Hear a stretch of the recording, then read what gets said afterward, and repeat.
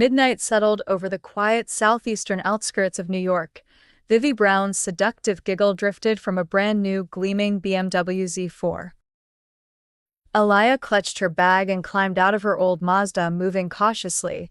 The sports car's headlights blazed in her eyes, forcing her to squint as she slipped forward, closing in on the vehicle. She ducked behind a tree and raised her camera, hands steady. Vivi Brown was one of the most popular actresses in the country, and Alaia had been tailing that BMW for nearly 2 hours. Inside the car, a man unzipped his pants. He stripped Vivi of her dress and pulled off her panties, hauling her completely naked body on top of him. I finally have something. Alaia grinned discreetly as she snapped photo after photo of the brazen scene before her. She'd spent days on Vivi's tail, watching her every move. When Vivi left her building that evening to meet an unknown man, Alaia had been sure she'd hit the jackpot. Maybe the actress was seeing someone new. She'd expected a dinner date. Not this. Vivi straddled the mystery man, shameless and wild. She clutched his shoulders and moaned out loud enough for Alaia to hear. Vivi Brown's record so far was pristine. No scandals or hints about her private life. This would shatter her image instantly. A headline was already forming in Alaia's mind. Vivi Brown has wild car sex with a mystery man. The scoop would mean massive exposure and a hefty paycheck from G&G magazine, enough to cover her mother's hospital bills. She couldn't stop giggling in glee. The next day, her work would make headlines. After double-checking every shot, Alaia slipped her camera into her bag and turned to leave. Her Mazda waited not too far off. As she moved toward it, she collided with something solid. She looked up. 2 men towered over her, blocking her path completely. They were built like mountains, thick, hard, and tall. Alaia froze, her heart pounding. She'd been caught. Before she could run or even think, they seized her arms and forced her back toward the sports car. "Hey, let go of me," she shouted, trying to wrench free, but they were too strong. Nobody was around to hear or help her. When they reached the blinding BMW, they shoved Alaia violently, leaving her sprawled on the ground. The red car door opened and a pair of black Italian leather shoes came into view right at eye level. Alaia raised her eyes. Slowly, the man from the car, Vivi Brown's partner, stepped out. The same man who was caught in an intimate act with Vivi. He was tall. Strikingly handsome, Alaia thought, in spite of everything. She scrambled hurriedly to her feet and watched him as he strode toward her. He had cropped, military short hair. He wore a tight white t-shirt over his lean, armored muscles, topped with a loose black leather jacket. There was a black tattoo inked the skin above his collar that snaked up his neck. She couldn't pinpoint his eye color. They were either blue, green, or gray, but light and piercing. His olive-toned skin made them seem brighter, not warmer. A cold, unnerving energy radiated off him, making Alaia shiver despite herself. The deliberate, predatory way he moved only tensed the air further. In her gut, Alaia knew. He was a dangerous man. As he prowled closer, she took an automatic step back, like someone inching away from a tiger. "Hope you enjoyed the show," the man said, finally breaking the tense silence. His voice was rough, edged with control and aggression. Still, Alaia resolved to stand her ground, swallowing her fear. "I don't know what you're talking about," she retorted, steady and proud, surprised at just how calm she sounded. "Of course you don't." He showed no hint of a smile, only sharp suspicion. His light eyes never left her as he raised his voice, commanding her, "Delete the photos." Alaia gripped her camera tighter, refusing to be intimidated. "What photos?" "I was only photographing the trees and that little lake," she bluffed, nodding toward the water behind his BMW. For a moment, the man flicked his gaze toward the lake as if distracted. Alaia thought maybe she'd tricked him, but then his eyes snapped back to hers. This time, they were blazing with anger. Warning bells screamed in Alaia's mind, but it was too late. He lunged at her. With his hands locked tightly around her forearms, he lifted her clean off the ground and carried her to the car. Her shoes barely skimmed the asphalt. "You're a terrible liar." His tone seemed playful, but steel glinted beneath. In a blink, he shoved her onto the car's hood and pinned her with his body. Alaia pressed against his chest, trying to push him off, but he was far too strong. Wah! She tried to protest, but her words never made it. His mouth came down hard on hers, urgent and rough, stealing her breath. Alaia felt his tongue part her lips, forcing its way inside. Her eyes flew open in shock. This wasn't how her first kiss was supposed to be. It had been taken by force. She struggled, fighting against him, but it was useless. He kissed her fiercely, cruising his tongue deep inside her mouth and stroking her soft lips coarsely with his own. His hands moved everywhere. They skimmed over her breasts, her back, and her thighs. She silently hated the skirt she had chosen as he tugged it up around her waist and then fingered the edge of her panties, slipping his hands underneath. Alaia whimpered into his mouth. No man had ever kissed her, let alone touched her so intimately. She fought back tears, humiliation flooding through her as his fingers found her clit and circled it roughly. A flash of fear took over, genuine terror that he might force himself on her. Suddenly, he broke off, ending both the kiss and his groping. Alaia kept her eyes shut and shoved at his chest again. He didn't move, still pinning her down. Instead, he clamped her wrists and stretched her arms over her head. "Want more?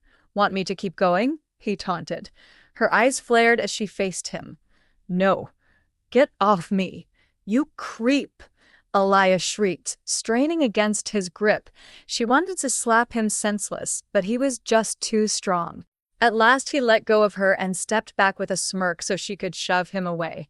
She immediately jumped off the hood, scrambling to adjust her blouse and skirt. Wordlessly and with shaking hands, Alaia grabbed her camera and, this time, deleted every photo as he'd ordered. His threat erased any thought of resistance. She'd just barely avoided something worse over those cursed photographs. "They're all gone," she snapped, flashing him the digital display, but he didn't budge. Instead, he pried the camera from her grip, clearly not planning to return it. "Hey, what are you doing?" "I showed you, the photos are gone," she protested, her heart racing with panic. It was the only camera she owned, the tool that paid the bills. There were private photos on there too, ones she couldn't afford to lose. The man seemed to read her mind. "If you want it back, come to 21 McCain Road. Be there at 10 sharp tonight," he ordered as he turned away. "Curse you! I'll go to the police." Alaia spat while glaring at his retreating back as she recalled what he'd done. He glanced over his shoulder and threw her a wide, mocking grin, flashing his perfect white teeth. "Oh, I'm terrified," he prodded. "Go on then. He's insane." Alaia charged after him, desperate for her camera, but he intercepted her, catching her wrist midair. "Don't play with fire, Alaia Jones." His tone was icy. It was an unmistakable warning before vanishing back into his car. The final thing she saw was his arm winding around Vivi Brown's waist. Then, the car door slammed and the red BMW tore off into the night. Wait. He'd called her Alaia Jones. How did he know her name? Alaia stared at the car. Her mind reeled from the encounter, her shock deepening. Vivi Brown was thrilled to have finally seduced Zane Nash, something she'd been working toward for months. She'd always fantasized about it happening in one of the luxurious bedrooms of his grand villa, but the thrill of his new sports car had been just as satisfying. Zane Nash was an exceptional lover, well-endowed, confident, and relentlessly intense. With him, the place didn't matter. What counted was that she'd finally had him and that she could get more from it. She couldn't wait for another chance, maybe even that night itself. Patiently, the actress sat in the car, waiting for him to return to the driver's seat. She carefully combed her famous ginger waves and fixed her signature crimson lipstick, determined to look perfect for every moment they spent together. Soon, Zane slid back inside after handling the situation with that paparazzi girl. Vivi smiled, crossing her legs slowly and with intention. He wrapped an arm around her waist but dropped it as soon as he closed the car door. Vivi shifted closer, trying to close the gap between them. She found him unbearably attractive, irresistible really. Surely any woman would give anything to be with him. He was gorgeous, wealthy beyond belief, and incredibly influential. He was someone to die for. Honey, she purred, pressing herself almost flush against him, eager to remind him of their remarkable evening together. Her fingers traced the intricate snake tattoo winding around his muscular neck. Dangerous-looking ink covered his torso and arms, only making him more appealing to Vivi. However, Zane didn't respond. Instead, he started the engine with a stoic face.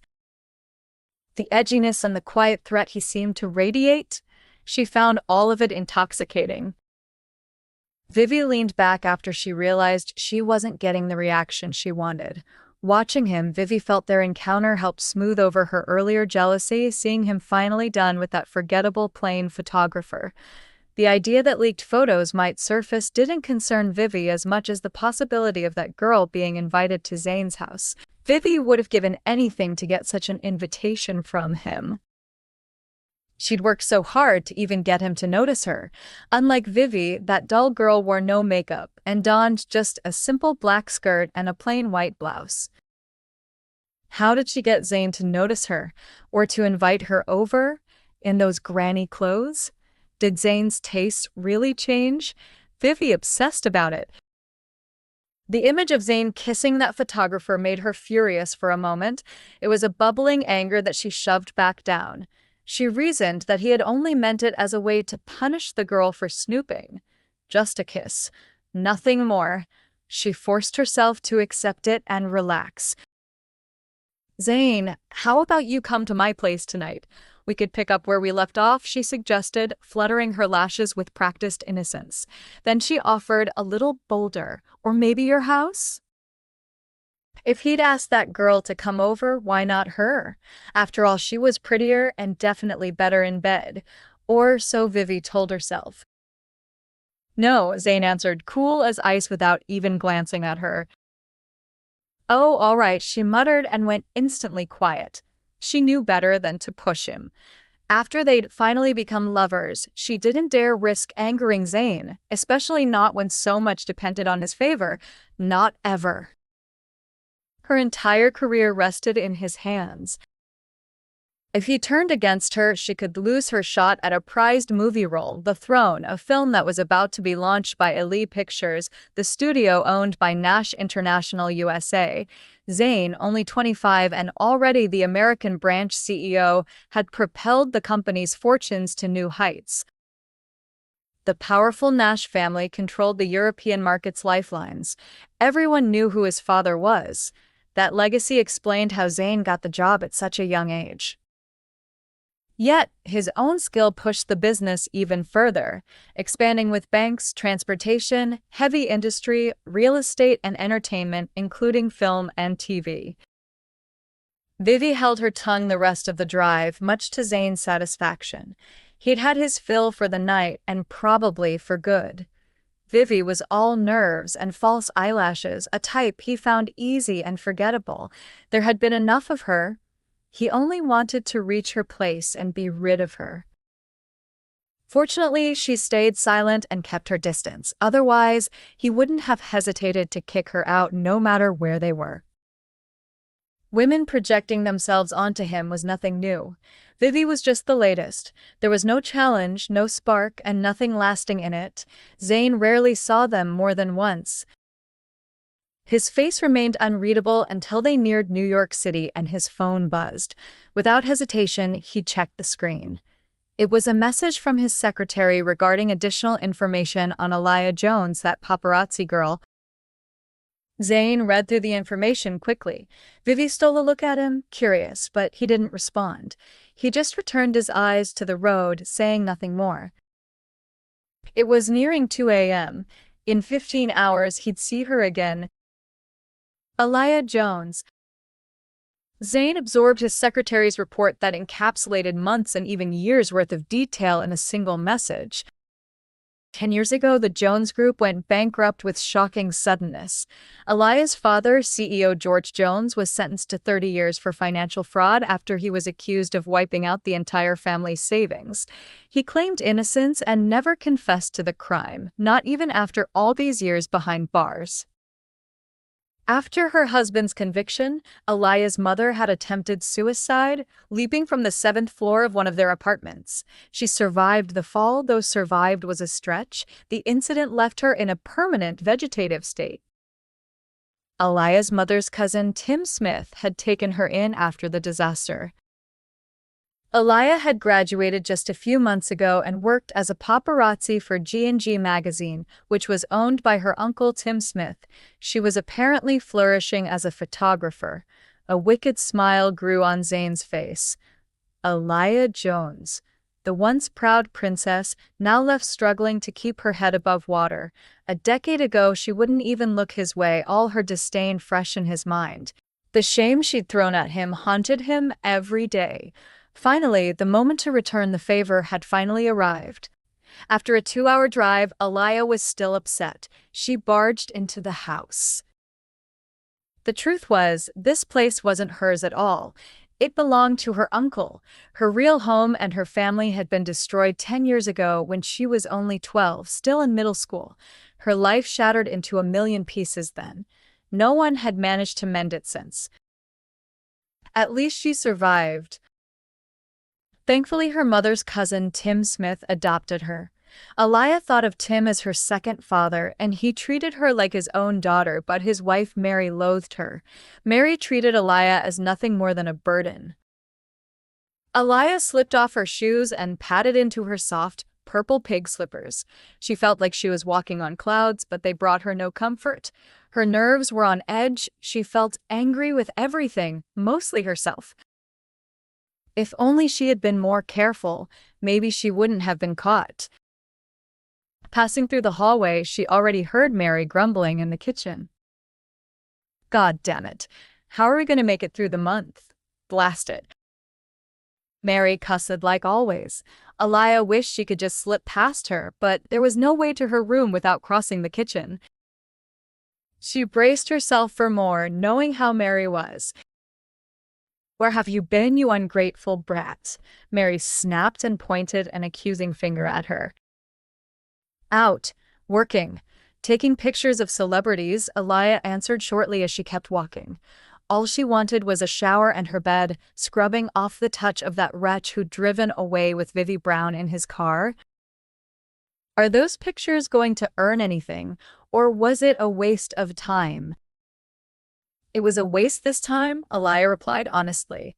Whatever she said, the result would be the same, so there was no use pretending. Predictably, Mary couldn't hold back her complaints. Et al. Who's going to pay for the bills? Or the food?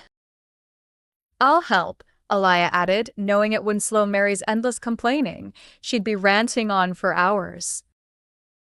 If it were just Tim and me, when is she finally going to leave? There are too many mouths to feed here. Mary's voice rang in Alaia's ears even after she shut her bedroom door. She collapsed onto her tiny bed, struggling to collect herself. Her thoughts spun in circles. Mary wanted her gone. Of course, Alaia would rather live alone too, but she simply couldn't afford it yet. Her savings weren't nearly enough for rent. Tim's business was struggling, and he had 2 kids studying abroad. Plus, her mother's medical bills were due this week, which were a daunting sum. A few days ago, Tim promised he'd manage the money somehow, but Mary overheard and unleashed her fury on both of them. Alaia hated feeling like a wedge between them. She was sure the photos of Vivi Brown and that unknown man would have saved Tim's company and maybe fixed everything. Those photos could have changed her fate, but that tormentor, that man ruined everything. I hate him, Alaia hissed through her teeth. Not only had she lost the chance to help her mother's treatment, but he'd stolen her only camera and the rest of her photographs. She needed to get it back fast or lose more income. Alaia hadn't told Tim about her camera being stolen by that stranger. He had snatched her camera and, shamefully, her first kiss. The memory of it played over in her mind, repulsing her. She shook her head. All she wanted was a shower. 15 minutes later, Alaia emerged from the bathroom, finally clean and refreshed. She dressed and headed for the door. It was time to visit her mother in the hospital. As always, Alaia dreaded walking in and seeing her mother like that, trapped in a half-life, unresponsive state. Despite that, she went nearly every day as she had for 10 years. As always, Alaia slipped quietly into her mother's room and sat on the bed. Memories flooded her mind as she watched her mother still form. She remembered her mom, the way she used to be, healthy, vibrant, happy. She remembered her father and the way he looked at her mother like she was his whole world. They had adored her, their only child. Together, the three of them had once been so happy. Then, all at once, it was gone. Alaia wiped away the tears threatening to spill from her eyes. "Bye, Mom. See you tomorrow," she whispered, kissing her mother and promising to return. Even if her mother never heard her, a promise was still a promise. Stepping out into the cool dusk, Alaia glanced at her phone. It was nearly 6:30 in the evening. She hesitated, considering if she should show up at the address that man had pressed on her. For a moment she wavered, but eventually clenched her fists. "I need that camera," she told herself, and made the call for a cab. 20 minutes later, the cab dropped her off in front of a gated community. The driver pulled away. Alaia approached the gate, which was guarded by electronic security and men in uniform. "Good evening. I'm Alaia Jones. I'm expected at 21 McCain," she announced, hoping they would let her through. Only the wealthy lived here. The guard scanned the guest list and shook his head. "Sorry. I don't see your name. Only verified guests and residents allowed. Call the person who invited you." Alaia's heart sank. She didn't even know the man's name, let alone his number. What was she supposed to do? Alaia paced anxiously.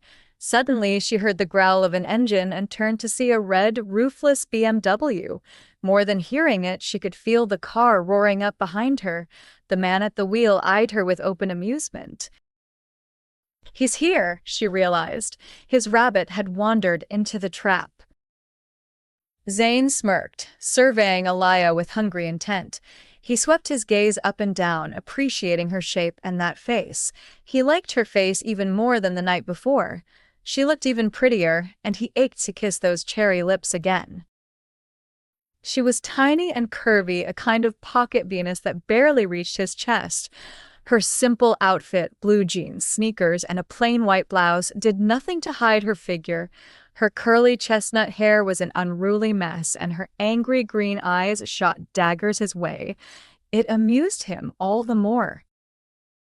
"While I'm here," Alaia declared, refusing to be cowed. She tapped her foot impatiently. "I want my camera." A wicked smile tugged at Zane's lips. Everything was going according to plan. He knew just how desperate she was. He pushed his car door open and stepped out with casual arrogance. "Skirts are far more convenient than jeans for certain activities, Rabbit. Did you know that?" Zane teased, his eyes never leaving her body. Alaia glared, bristling with irritation at his nickname for her. Sensing danger, she took a cautious step back. "Stay there. Don't come any closer," she warned as she tried to turn and run, but it was pointless. In a flash, Zane had scooped her up as if she weighed nothing and deposited her in his roadster. He slid in next to her and slammed the door. "Creep, put me down." Alaia fought back, kicking and punching with all the strength her small frame allowed. "What do you think you're doing? Idiot. You can't just kidnap me. Let me out," she shouted as she pounded angrily at his arm and chest.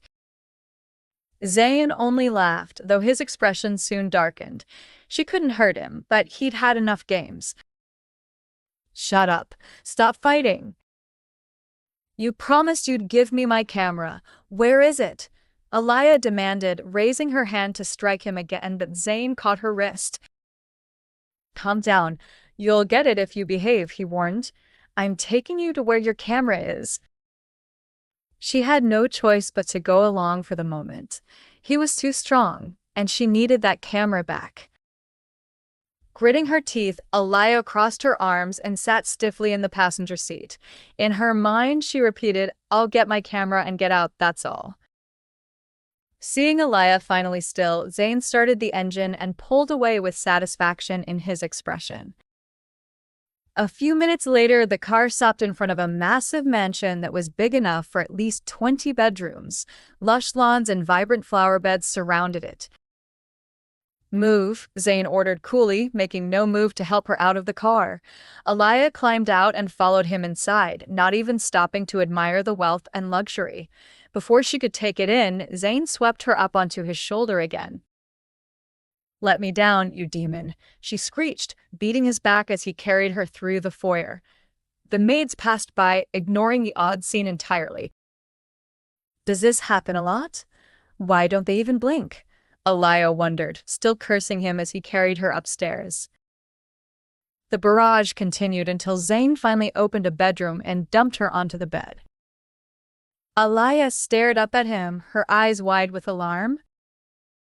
"Scoundrel, creep, savage, jerk." Alaia hurled every insult she could imagine at the man standing by the bed. Zane just glared at her, holding back his words. "Who do you think you are?" she yelled, leaping off the bed and glaring at him full of fury. "Give me back my camera, now." Zane scoffed as he looked down into her determined face. She was small, but fierce. No one else had dared to talk to him like that in 5 years. People feared him, but not this little storm before him. Her defiance both aggravated and bewildered him. She should be scared. Something else chewed at his thoughts. Alaia Jones had no idea who he was. He strode forward and caught her chin in a grip like iron, squeezing so tightly it hurt. "Zane Nash, that's my name," he growled, dropping the revelation. Alaia pushed back, but he didn't budge. He forced her step by step back onto the bed. He pinned her there and straddled her with a glint of mischief in his eye. A devil smirk twisted his refined lips. "Zane Nash." Alaia's eyes widened in disbelief. He was the CEO of Nash International's USA branch. That name was notorious, but almost no one knew his face. Zane Nash was famously private. Damn it! Alaia instantly regretted deleting those photos of him and Vivi Brown together. Those pictures would have been a sensation. She could have paid off all her debts. She was so close to moving out of Tim's house and even paying Mom's bills months in advance. Zane's next question yanked her out of her mental spiral. What was he saying now? She blinked up at him while her arms strained under his press. The words hit her like a slap. "So, what'll it be? Let me have you just once and I'll give your camera back," Zane repeated coldly. "In your dreams, jerk," Alaia retorted, shoving at his chest with every ounce of strength. Her nails raked red welts across his arms, but that didn't shift him an inch. He roughly caught her wrists and pinned them above her head. "Take it easy, rabbit," he murmured, eyes devoid of any sympathy. His irises were a strange blue-gray, beautiful and completely lifeless. "Get your filthy hands off me," Alaia shouted, lifting her head angrily toward his. "Filthy?" Zane sneered. Alaia Jones was nothing like the pampered princess he'd once known, but her eyes still blazed with pride and stubborn dignity. It made his anger erupt. He'd crush every bit of that pride, all of it, right here. He'd promised himself that long ago. This was his chance to follow through. $100,000 for one night, Zane bargained. Alaia opened her mouth, but he cut her off. "Your mother's hospital bill is coming up, right?" he pointed out. He fixed his eyes on the way her face changed. He moved to the nightstand drawer. Alaia scrambled up as well, circling to the center of the room. He strode over and pressed photos into her hands. Eyes downcast, she stared at images of Vivi Brown passionately kissing David Green, the director with a family, married and father to 2. You could solve 2 problems at once. Get the photos and get the money. All it costs is one night in my bed, Zane added. Nothing more needed saying. Alaia understood perfectly. That 100,000 could keep her mother on life support. She could even give her uncle money to save his struggling company. Two birds, and her virginity nailed to the throwing stone. He knew all her secrets, every fear, every weak spot. Zane knew she wouldn't say no. No one could, not when a parent's life is on the line. She was trading her dignity and her innocence for her mother's survival and Tim's last shot. To hell with it. They were only sleeping together one night, and then he'd be nothing to her again. Time pressed her from all sides. Fine, she relented quietly. Zane's lips curled and satisfaction flickered in his stone eyes. Everyone had a price. Even Alaia Jones, the girl who once thought herself untouchable. Alaia stood stock still as he drew nearer. She averted her gaze and sunk her teeth into her lower lip. Her hands trembled. Look at me. The lights stay on, Zane barked, already undoing her shirt. Cutting off her instinct to turn away, she looked up with a defeated expression. He struggled not to lose himself. Button by button, he dragged her dignity directly from her soul. He took his time with the buttons, stripping her pride. As the last of her shirt hit the floor, he tore off her bra. Her gasp was sharp as she instinctively shielded herself, but he gave her no escape. He wanted to touch her, but checked his own desire. No foreplay, just hard, raw conquest. He hauled her to the bed the third time that day, and he wouldn't stop. Like a predator, he yanked off the rest of her clothes, tossed his own shirt away, and ripped open his pants. Without hesitation, he gripped her ankles, yanked her legs apart, and knelt between them. Guided by his own hand, he thrust himself inside her. Alaia gasped, realization and panic colliding inside her. He had no intention of being gentle. Driven only by hunger, Zane rammed himself deep, pounding relentlessly against her. Alaia cried out, and Zane recognized the tight, narrow resistance. He was her first. For just a second, pride cracked his shell, and a flicker of wanting to be gentle emerged from him, but he buried it. He didn't relent and only plunged deeper, harder, claws out and teeth bared like hungry wolf. When he finished, tears glittered in Alaia's eyes. Zane saw them plainly, but offered her no mercy. He was just getting started. On all fours, he demanded. She just stared, refusing his request. Zane lost patience, wrestled her onto her knees and elbows, gripped her hips, and forced himself into her again. She was panting, and she was crying. He finished and then rolled away without a word. Alaia was slack and silent, lying unmoving on the bed. Zane knew she would stay. They still had the deal. Morning was the deadline. When dawn crept in, Alaia still slept. Zane watched her as the memories flashed back. 10 years earlier, he'd been nothing but a street thug. Back then, he was no part of the wealthy Nash clan. He'd rather fight than go to class. After one run-in, he stood on the curb in battered clothes, wiping blood from his mouth. A girl approached, dressed like a silver spoon princess. A bunch of boys gathered round. "Alaia, you look like royalty," they babbled. "I know you'd like these. Let's go to the park to have them," one suggested, showing her a box of candies. She smiled politely, but Zane could see she didn't like it. Her eyes pulsed with pride, annoyance brimming from them. Suddenly, she locked eyes with Zane. She strode over on tiptoe and slipped candies into his pockets. Then she turned to the boys, her voice superior. "It's best to share with the poor. Alaia Jones doesn't lack snacks." Her tone was laced with arrogance. She cast Zane a look tinged with disdain. She wiped her hands quickly with a tissue, face puckered as if she'd touched garbage. The other children showered her with praise for her kindness. They pelted the leftover sweets at Zane, shouting for him to hurry and pick them up. He stood, frozen, unable to fight or move, as he listened to them bossing him around. "Stop telling him what to do. Poor people still have dignity," Zane heard her say and scoff as if those words explained everything. "He's not your puppet. He'll pick them up only when you stop staring," she declared. She left, head high as always.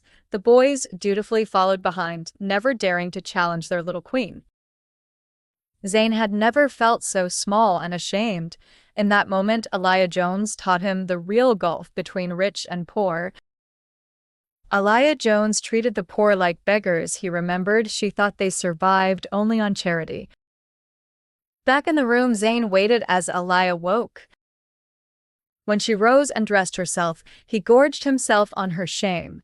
Her eyes were glued to the floor, her cheeks blazing as she bit back her mortification. Once she closed the last button of her shirt, he threw a stack of bills and the photographs onto the floor. "There, you earned it.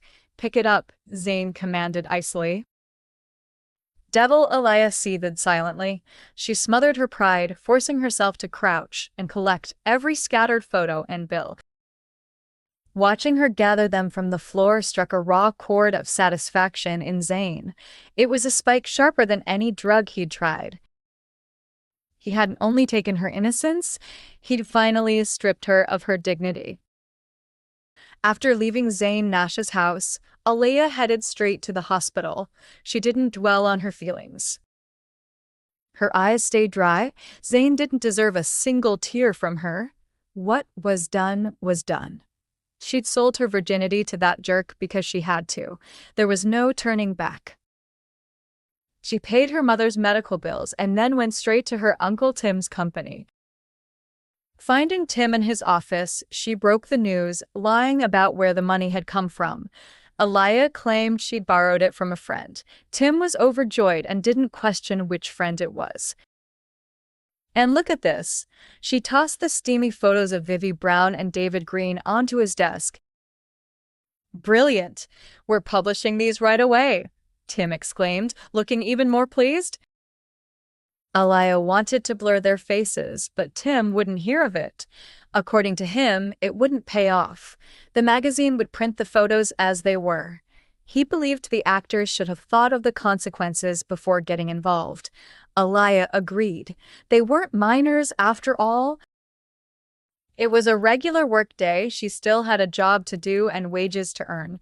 Tim sent her to cover an art exhibition downtown in Manhattan. It was a star-studded event. Alaia took her camera, boarded a train, and spent 6 hours snapping photos of the guests without a break. Working helped. It kept her mind off the night before. She had no doubts about what that night meant for her. She had lost her virginity and sold her body, but her dignity and pride were intact. "My mother still lives," she reminded herself whenever memories of the rough night with Zane Nash tried to force their way in. Soon it would fade to a distant memory. She wasn't the first to do this, and she wouldn't be the last. Her reasons were unshakable, justifying the choice. As she waited for the train home, her phone rang. The number was unfamiliar, but Alaia picked up. "Come to my house at 10 on Wednesday night," barked a male voice. Then the call ended abruptly. "Jerk? Zane Nash." Anger welled up inside her. He didn't even give her the chance to say a word. Damn it. No way. "I'm never going back to that devil's house," Alaia vowed, furious and upset. The next few days were spent between work and home. Nothing else. As Tim had hoped, the news and photos of Vivi Brown and David Green brought a huge surge in attention and profit to G&G magazine in just a week. Almost every night, Alaia wandered the city streets alone. The air was chilly, but she needed the relief and a break from Mary's constant nagging. One night, spotting an Eiffel Tower advertisement on a billboard made her think of someone. Someone she once cared for deeply, Quintus O'Brien, her first and last, almost, boyfriend. "We'll go to Paris someday and you'll be a designer," he used to say, always encouraging her dreams. Alaia had wanted to design clothes since she was little. Quintus was her friend, her childhood crush, and together they made plans. It had seemed as if love could bloom between them any day. Remembering brought a smile, but a sad one. Both the dream and their love were gone. Mary had squashed her plan to study fashion design, reasoning that the college expenses were too high. Even Tim couldn't change it. They simply couldn't afford it. Quintus had left as well. Suddenly, car brakes screeched behind her, and a black Benz limo came to a halt. Zane Nash sat in the back, glaring at her with icy anger. Her heart pounded in alarm. "Get in," he ordered while swinging the door open. "Absolutely not." Alaia shot back. She turned her eyes away from him and marched down the street, refusing to look his way. It had only been a one-night stand. He had no right to order her around. Irate, Zane slammed his car door and caught up with Alaia. She didn't turn or slow down, only sped up, though she knew he'd catch her. He'd grab her and teach her a lesson. Alaia's way of ignoring him drove him crazy. Since she'd refused to show up on Wednesday as he told her to, he was already seething with rage. Alaia's chest thudded with dread as Zane neared. She wasn't sure what he might do. The truth was steady in her mind. Zane Nash was capable of anything. Right then, he grabbed her upper arm and spun her around to face him. "I said, get in," he growled, eyes narrowed on her. "And I said no." Alaia shot back, raising her chin as high as she could. She cursed his height for making it so hard to stand her ground. If he thought he could intimidate her, he was mistaken. They'd slept together, sure, but it meant nothing to her. He'd gotten her body, she'd gotten the money. He'd bought a night with her, and she'd walked away exactly as planned. She hadn't done it on a whim. "I'm free to live my life how I choose," she insisted in her heart, yet she found herself easily dragged and tossed into the back seat of his car. "Let me out," she screamed. "Drive," Zane snapped. His driver raised the partition and took off. "Where do you think we're going?" "You don't have the right." "I don't want to be here with you." "Who do you think you are?" "Let me out." Alaia's fury spilled over as she shouted at him from across the car. Her pride and resistance irritated Zane further. He thought he'd broken her. He was convinced Alaia Jones had left her pride and dignity behind after that humiliating night he'd taken her virginity so roughly. He told himself he'd paid her to be at his mercy. Looking at her now, she seemed only more defiant, more proud.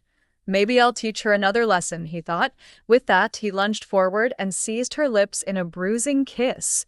At first, Alaia fought him off, but his kisses deepened. They became more hungry, more fervent. Zane handled her firmly, his hands gripping her so tight his fingers dug into her flesh. Despite herself, she felt her tongue chase after his. Her lips, her mouth, her body responded as if they wanted more. Slowly, Alaia yielded, softening beneath his kiss. She caught herself moaning, and then he abruptly pulled away. Zane settled back in his seat, cold and composed as if nothing had happened, while Alaia panted, her cheeks flushed and burning for sure. What just happened? She wondered, shaken by her reaction and his. "Get out," he snapped, his voice murderous. His words jolted her out of her daze. For a horrifying second, she'd almost fallen for him and given in. She couldn't believe herself. Despite the shock, she managed to exit the car without hesitation. This angered Zane even more. "You'll be back to beg me for more," he called after her. She didn't let his words get to her, certain he was bluffing. Men like him always surrounded themselves with women eager to please. He didn't want or need her. However, 2 days later, his harsh words echoed in her mind. Alaia stood outside Zane's house, disgusted with herself for coming, but she didn't have a choice. Ali Pictures, the studio Vivi Brown and David Green worked for, had sued G&G magazine. Nash International owned Ali Pictures. Frustratingly, Zane wasn't home.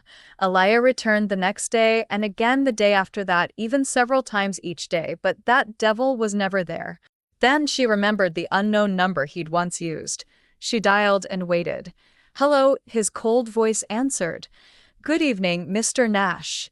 "It's me, Alaia Jones," she said, barely keeping her tone civil. The brute didn't deserve politeness, but she forced it anyway. "I don't know you," Zane replied, his voice like ice. Alaia cursed silently. He definitely knew exactly who she was. Before she could think of what to say next, he spoke again, just as mean. "Be at Crush before 11. Then he hung up. Damn devil. It was only 25 minutes till 11. She barely had time to change or do anything. She hailed a cab and headed for Crush. She'd heard of the place. It was only for the super rich, the movers and shakers of New York, the most luxurious nightclub in the city. What kind of games was Zane Nash playing now? Alaia dreaded finding out. Alaia stepped out of the cab and hurried toward Crush. It was nearly 11, and she couldn't afford to be late. A burly man guarded the entrance like a bouncer at the gates of a fortress. Alaia Jones for Zane Nash, she said through hurried breaths. He gestured for her to follow, clearly expecting her. They walked past people drinking and dancing to pounding music until he ushered her upstairs into a VIP room. Alaia entered. She immediately saw Zane, who was surrounded by a group of men and women. The women looked like walking temptations, dressed in tight, short dresses and heavy makeup while sipping cocktails and flashing seductive smiles.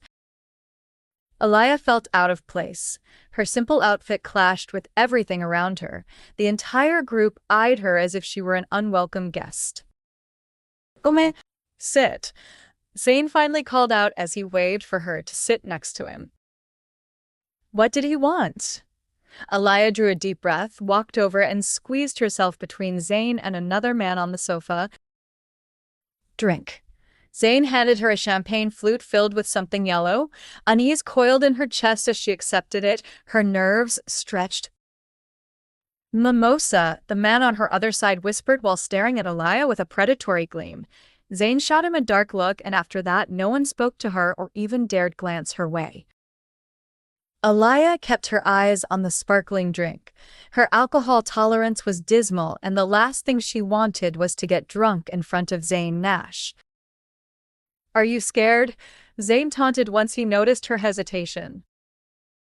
If I drink it, will you drop the lawsuit against G&G? Alaia's voice didn't waver. Fear wouldn't win.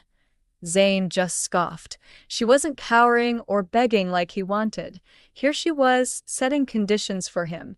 He didn't answer. Coward, Alaia thought, downing the drink in one gulp. The orange juice was sweet, but the harsh bite of sparkling wine made her wince. She disliked the taste. A waitress set down another glass for her. Zane nudged her to drink. That was just the beginning. Under his orders, Alaia ended up downing several more drinks. Each time she drained her glass, people around Zane whooped and clapped. The alcohol burned a trail down her throat, slowly seeping into her head and stomach. She pressed her hand to her abdomen, trying to quell the growing discomfort. Zane watched her closely. Her cheeks were flushed pink, and drops of liquid slid down her neck and over her collarbone. Even in plain clothes and without makeup, she looked more alluring than anyone else in the room. The men couldn't help but steal greedy looks. Their stares grew bolder. Get out. All of you. Zane suddenly shouted harshly.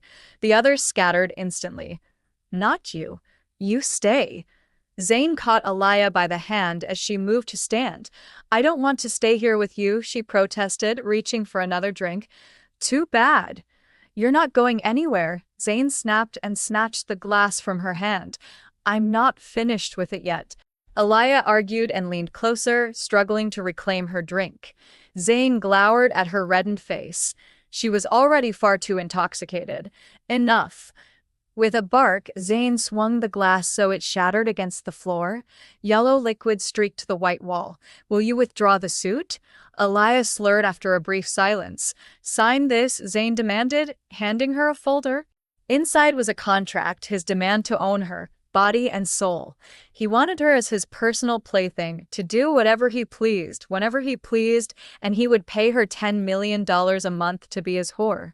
No, I won't. Alaia was stunned, recoiling as she skimmed the first page. Who did he think she was? She shot Zane a glare with anger burning in her eyes. I can destroy G&G with one call. He snapped his fingers under her nose. She flinched and fell silent, praying he'd lose interest in this threat. No? Watch me. Zane grabbed his phone. Stop. Please. Alaia clutched his wrist and locked her eyes with his. Sign it, Zane said, cold and unyielding. Please, she pleaded, her voice trembling. Alaia knew he meant every word. You really could wipe out G&G, and she couldn't allow it. G&G was Tim's creation, his legacy. Just sign it. His eyes held no mercy. For Tim! Alaia gritted her teeth and picked up the pen with shaking fingers. The moment she signed, Zane dragged her into his arms. She gasped as he forced her down on the sofa and climbed atop her, his clumsy hands tugging at her clothes. Nausea rolled through Alaia. It was brought on by both the alcohol and the shattering humiliation she'd just agreed to. A sick wave hit, and with the last of her strength, she shoved Zane away. He let her go. She ran from the room. Alaia dashed into the restroom around the corner. She collapsed to her knees and vomited, sobbing with each retch. When it finally passed, she staggered to the sink and splashed cool water over her face. "Miss, this is the men's room," she heard a gentle man saying with concern. Alaia was startled and she glanced up at the mirror. Her hair shielded half her face. When she saw who it was, her stomach dropped. Those familiar blue eyes. That blonde hair. His smile was as warm as ever, and his eyes still remained soft. Why now? Why did he have to appear now? "Are you all right, miss?" The man reached his hand toward her. Alaia flinched, dodging him, and used her hair to keep her face hidden as best she could. Stepping back, she bumped into the door. "Do you need some help?" he pressed as he followed her. No, thank you." "Sorry," Alaia croaked, barely managing the words. She couldn't let him catch her in such a state. She rushed out, fixing her hair and swallowing what was left of her dignity. The last time she'd seen him was 10 years ago. Quintus O'Brien. He looked happy, content with life as the heir of O'Brien Company. Of course he was. Genuine joy rose up on his behalf, even as her tears threatened to spill. Blinking them away, Alaia forced herself back toward the room where her dark destiny waited. Suddenly, a rough hand grabbed her and yanked her into a dark corner. She looked up and saw Zane standing over her, pressing her against the wall and tracing his lips down her neck. "Not here, Zane," Alaia whispered, desperation edging her voice. She tried to push him off, but Zane just laughed as his hands slowly explored her body. "Behave, rabbit. I'll decide when and where. You're mine now, remember? You sold yourself to me." Zane grunted. His mouth traveled toward her chest and his hand roved over her exposed stomach.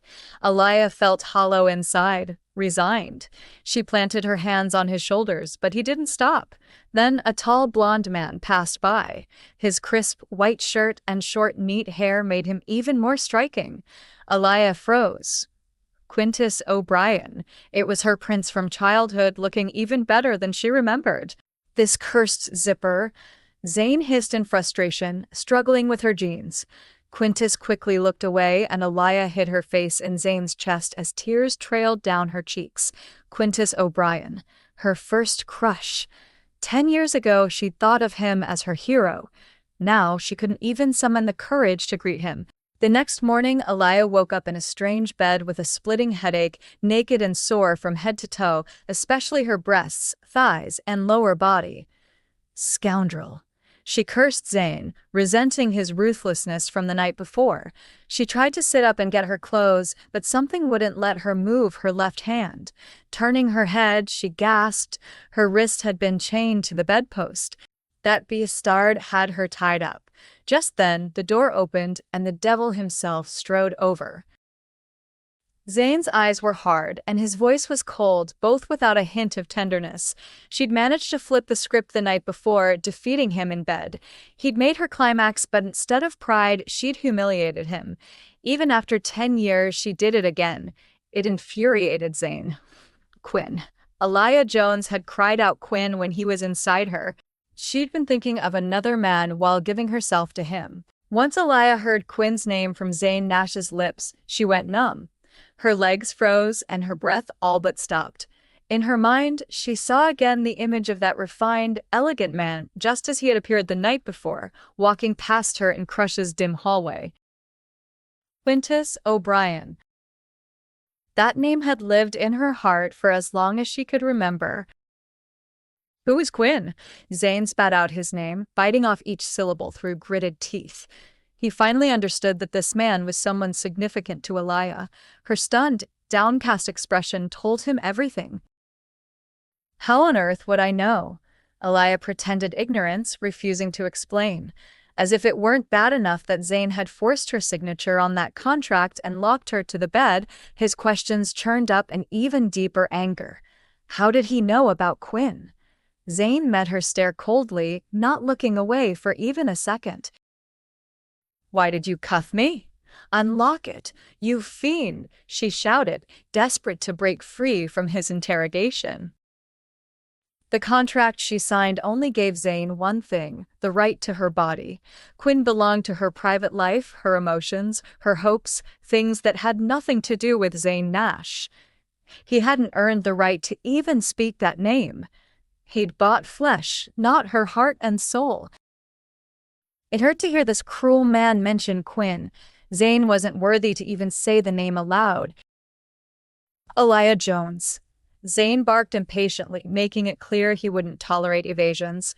"Who is Quinn?" he repeated in an icy voice. His glare had become sharper and more menacing than ever.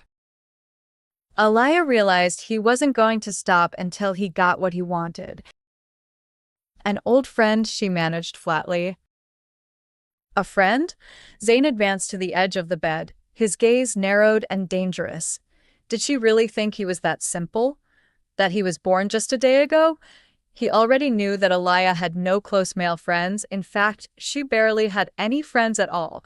His secretary had kept thorough records of her. Really? Just a friend? What kind of friend makes you scream his name in my bed? Zane's cold fury sent a tremor down Alaia's spine. The man was always distant, but now he was something worse. Zane looked as if he had lost his mind. He inched closer, and for the first time she felt real terror. There was one punishment Zane Nash understood, and she never knew why she'd become the target. "I have to change the subject. Fast," she thought frantically. I'm a good cook. Are you hungry? Do you like veal parmigiana?" she blurted out, grabbing at anything to distract him. "Veal parmigiana?" Zane's fury intensified to breaking point. "I can make it for," she didn't manage to finish. He lunged at her. His hands tore at her naked body, and his mouth crashed against hers, teeth brutally biting her lower lip. The taste of iron filled her mouth, and yet he didn't stop. His nails raked her skin as his mouth traveled down her neck and breasts, while he shoved his fingers inside her, rough and merciless. He barely paused to move, keeping the same relentless pace. With his teeth latched onto one breast and fingers driving deeper, Alaia couldn't remain silent. "Stop it! You're hurting me," she screamed. Zane had always been rough, but never like this. The pain was unbearable. "Who is Quinn?" Zane bellowed, wild-eyed. "The man I love," she finally confessed in a single, gasped breath. "What?" Zane inhaled sharply, stunned. The man she loved? She just said she was in love with someone else. "Quinn is the man I love," she repeated, her voice trembling. Every word was a stubborn challenge. The way she said it pushed Zane past any restraint. He yanked her hair fiercely, forcing her head back and making her scream. "You're mine. You sold yourself to me. Your body, your heart, your soul. Everything is mine." He spat with a possessiveness he hadn't known he could feel. Zane Nash had never paid for a woman before. The rest threw themselves at him willingly, begging for attention. This was different. Her confession hit a nerve even he couldn't admit either to himself or to her. "Am I jealous?" The thought unsettled him. He tried to convince himself that Alaia was nothing. This was just revenge, nothing more. "You bought my body, not my heart. You don't decide who I love." Alaia met his gaze with bitter laughter and defiance. "He thinks he owns me," she scoffed to herself. "He never would. You're vicious. Let go of me. Get lost." Her words only fueled his rage. "Quinn, who? What's his last name?" Zane held her wrist as she fought and wrenched against the cuff. Helplessly pinned beneath his anger, shame swept over her in hot, crushing waves. She felt like a trapped animal. When she didn't answer, Zane lost what was left of his self-control. Stripping his clothes off, he hurled himself onto the woman he'd bought, determined to put her in her place at any cost. Alaia only had one job: to please his sexual appetite. Alaia struggled and tears trickled down her cheeks. Zane only gripped her more harshly, throwing her legs over his shoulders, his arousal poised at her entrance. Just as he was about to force himself inside, a name broke the tension. Alaia sobbed aloud. Quinn Whitefield, she choked out, inventing the name from desperation. She knew she wouldn't bear the devastating ordeal. For a moment, Zane stopped. He rolled off her and the bed, abruptly reaching for his phone. His voice was clipped and steely as he called for his men. "Find out who Quinn Whitefield is." She was worried for Quinn. "What are you going to do to him?" she whispered fearfully. Zane had never needed to force himself on anyone. Every other woman he'd ever been with had chased after him, except for Alaia Jones. The girl humiliated him like no one else. "I'm going to wreck his life," Zane warned over his shoulder, threats heavy in his glare. Then he pivoted back toward the bed, this time with an eerily calm expression. He would make her want him by breaking down all her defenses and erasing Quinn from her life with raw passion if necessary. "Don't. It hurts," Alaia pleaded, recoiling at his approach. She still remembered the pain he'd just put her through. Zane slowed this time, guiding himself into her forcefully, but not as violent. "Kiss me," he commanded, thrusting in slowly and savoring her reluctant submission. Alaia obeyed. She shut her eyes as she pressed her lips against his cheek, anything to pacify the brute hovering over her. Zane cupped her cheeks and covered her mouth with his. He pushed his tongue between her lips, deepening the kiss as his hands explored every curve by teasing, pinching, and stroking her. Against her own will, his insistent movements began pulling moans from her lips. Within minutes, agonizing pleasure knotted in her core, a betrayal to everything she felt. She cursed herself and this cruel man for making her body respond against her will. "Open your eyes. Look at me," Zane ordered, picking up the pace. "Who do you see inside you? Scream my name while you come," he commanded as he drove into her with growing ferocity. She clung to self-control, her body convulsed as the climax claimed her. Yet she still refused to utter his name, no matter how hard the pleasure hit. "Zane Nash is inside me," she forced through moans and harsh breaths, toes curling as pleasure crashed over her. Still, even as she cried out, she never repeated his name again, not even as the release made her scream. "You'll give in. You're mine. 1 month. By then, you'll be madly in love with me." But Zane growled triumphantly as he finished, determined to one day see her broken, helpless, craving him. He'd break her, make her fall, and then shatter her all over again. Never, Alaia swore silently. Nothing in this world would make her love this man. Her heart belonged to someone else. Even if Quintus O'Brien didn't live inside it, she could never love the devil hovering over her now.